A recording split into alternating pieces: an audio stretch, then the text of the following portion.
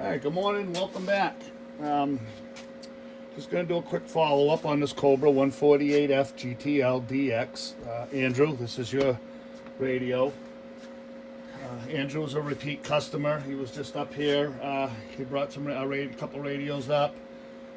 Came and picked them up, dropped this one off. He's definitely a radio connoisseur. He's always tinkering with something. He actually, he replaced the meter in here, did a fine job of that. Everything there is working fine. But he just wanted the radio checked out, and he was concerned with a couple of mods that were in the radio. One being a talkback mod, which he half took out, and we just removed the rest of the components and cleaned up the radio a little bit, got all that junk out of there. Also, the external speaker jack was kind of hijacked in there, I believe, by the previous owner.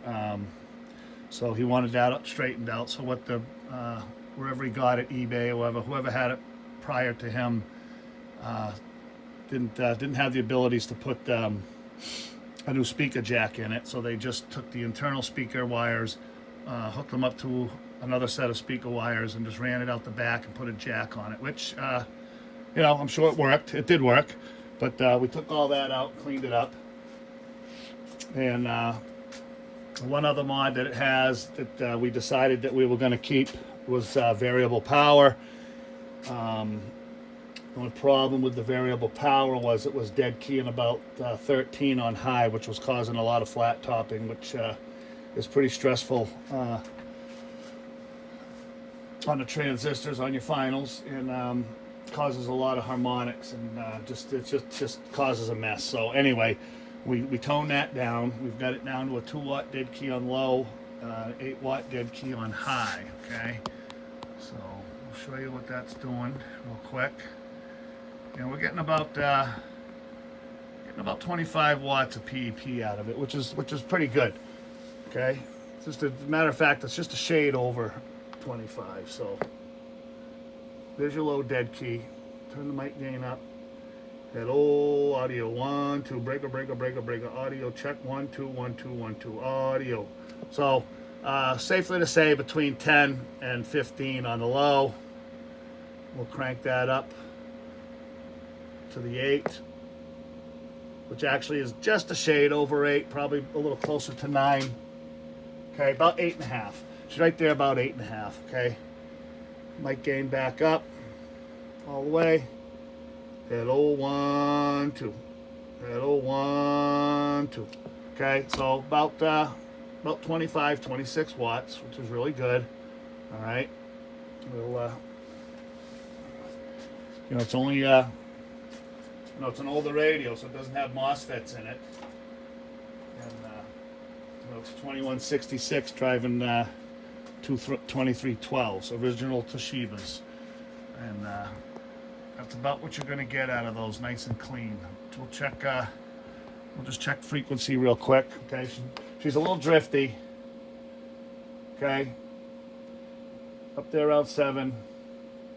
And we can bring that down, but like I said, she's a little drifty. She likes to linger right there around that mark. But there you go, right on frequency. Okay. Might go into 1 hertz off, okay, but that's nothing. They say plus or minus 20, okay, which really on AM you could be off by a couple hundred actually, and nobody would ever know the difference. But we've got her right there on frequency now, and we'll show you what she's doing on the scope with a tone. We got a 1 kilohertz tone at 30% modulation. That's your high dead key. That's going to be your low dead key, okay? Mic gain all the way up. Nice, just a shade under 100%. Nice and clean, okay? There's your high dead key, all right? I'm out 20 kilohertz on the spectrum analyzer, okay? So that's one channel above and below your fundamental, okay? And what you're seeing down here is all 40, 50, 60, 70 dB below your fundamental, okay? And that's, let me just show you real quick. If you take a look at this chart right here, okay? So 40, 50 dB, okay? And that would be, that's calculated either in the minus or the plus. It doesn't matter which way you look at it. If it's minus 40 dB, it's the same thing as plus 40 dB, just power up or power down, okay? So we're in the minus, obviously we're doing minus here, okay? So at 40 dB, that's 10,000 times less the power, and then at 50 dB, you're 100,000 times less the power. So anything down there in that range is definitely down in the mud, and is not going to affect any adjacent channel bleed over or anything like that. So, which all radios do. I don't want anybody to be misled here, okay? We've all heard it. If you're in the parking lot, or you're right beside somebody, right behind them, right in front of them, and you're on a different channel, even a Cobra 29 is going to bleed over a little bit when you're that close, okay? So don't let anybody tell you that if they tune their radio so it has no adjacent channel bleed over or anything like that, they're going to bleed over a little bit. It's just a fact, okay? So anyway, we see that. That's coming in real nice right there, okay? The receive came out really, really well. Again, older radio, so sometimes it's hard to get that receive to come in exactly the way you want it. But we've got this one right, right where they recommend it, coming in at about between 10 and 12 dB on the Sideband, and at about a half a microvolt. Okay, so first we'll show you your S9. Okay, got the S9 coming right in at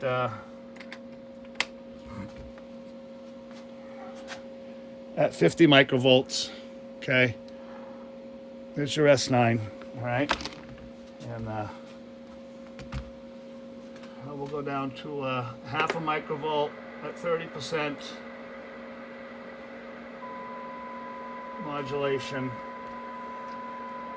Sorry, I know I'm in the way, and just the way the bench is set up, you never get the camera right. So anyway,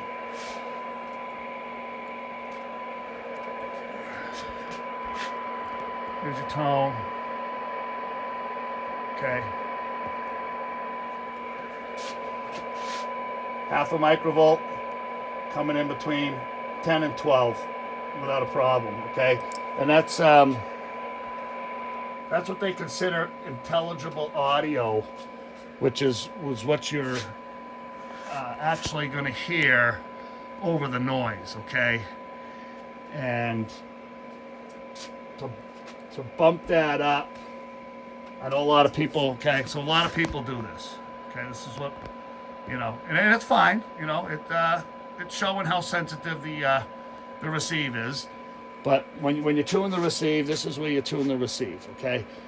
Once you get to this point, you've done, the job the correct way, and then after that, obviously everything changes once you get it out on an antenna and get into the real world. Just remember that nothing is exact as it is on the bench, okay? So we'll go to a lot of people show it in the minus dB range. So that's 113, okay? Minus 113 dB. You can hear the tone very well, okay? And that's what they consider intelligible audio, okay? So what you can actually understand over the noise. And again, like I said, once it's off the bench and out in the real world, there's so many other noises out there that are going to affect how you're going to hear somebody, okay? I had a customer in here the other day. He can always hear a specific CB shop that advertises out in the Midwest, okay? You can always hear him advertising, playing his music. And Then another day, you know, he'll call me up and say, I can't hear a thing. I can't hear anything. There's something wrong with the radio. I can't hear anything. As we all know, that changes. It changes every day, every hour, okay? Whether the sun's up or the sun's down, you know, things just change. And nothing is as exact as it is on the bench, okay? So when people say they can hear at, let's bring it up. Okay. So I can, all right, so the tone's coming in at about minus 122.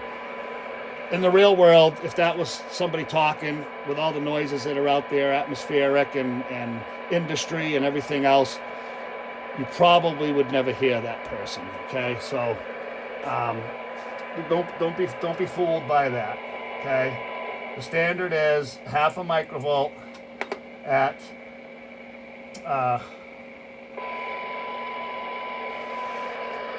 between 10 and 12 dB on the Sideband, and that's how you set up your receive sensitivity. You definitely don't do it at you definitely don't set it up on the S9 setting, okay? So I've seen people do that too. They put the S9 signal in there, and then they start trying to tune the receive. There's too much signal at that point. You can't get a good accurate reading. But anyway, that's that. Should come out real good. Like I said, Andrew, I'll be giving you a call. She's right on frequency. Sideband and everything's working great. I'm not going to sit here and sit and holler and scream on the radio to try to make some contacts. I can show you that how it is receiving in Sideband. Okay, clarifiers. All right, that's AM, pretty trashy. So we'll go down to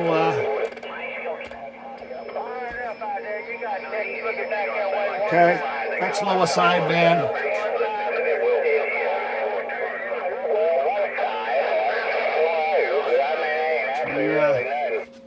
We'll get that on a better speaker so you can hear it a little better.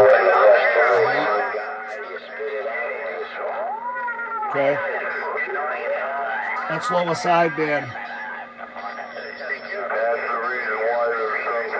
And that's right there with clarifier exactly centered. So bringing in the Sideband very, very well. And like I said, when you come up, we'll go over all that. We'll try to make some contacts here on the bench together, just so you can see.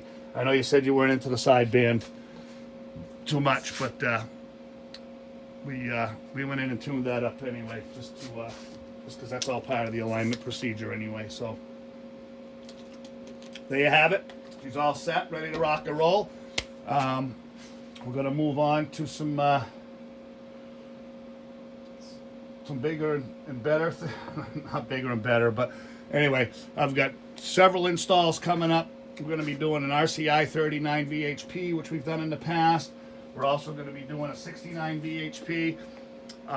Both of those radios are going to include installs on the big trucks. We've got a brand new W900. This will be the third one I've done for this company. They've got like 15 trucks that I kind of maintain for them a little bit when it comes to the CBs. Not every driver's into it, so they really don't care. But the ones that want decent radios and everything in their trucks, we set them up the way that we do it. What else we got? Yeah, so actually got 3 radios. Gentleman just called. He's coming up with an old 379 Peterbilt to get a radio installed and antenna and coax and all that. So anyway, we're busy. So we'll get some of those new radios up on the bench, show you what they're doing, and we'll go from there, okay? And any of you guys down in, well, I'll touch base on that later. The whole North Carolina thing, pretty disgusting what the government's doing down there without helping those people, but we'll get into that on another video. Anyway, that's the Cobra 148 FGTL DX. It's running real good, and Andrew, I think you're gonna have a a good time with that. I know you mentioned bringing up an amplifier. You want to marry it up to an amplifier, and we should be able to take care of that, no problem. So anyway, we'll talk to you all later, and have a good day.